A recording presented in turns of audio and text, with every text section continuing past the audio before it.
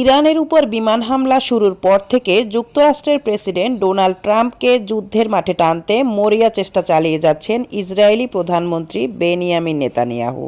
একই সঙ্গে তিনি মার্কিন জনমতকেও প্রভাবিত করার চেষ্টা করছেন, যাতে করে ওয়াশিংটন সরাসরি ইরান যুদ্ধে জড়িয়ে পড়ে।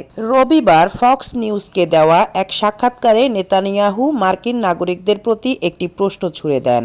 তিনি বলেন, আপনারা কি চান এই মানুষগুলো পারমাণবিক অস্ত্র ও তা আমেরিকায় ছুঁড়ে মারার ব্যবস্থা পেয়ে যাক?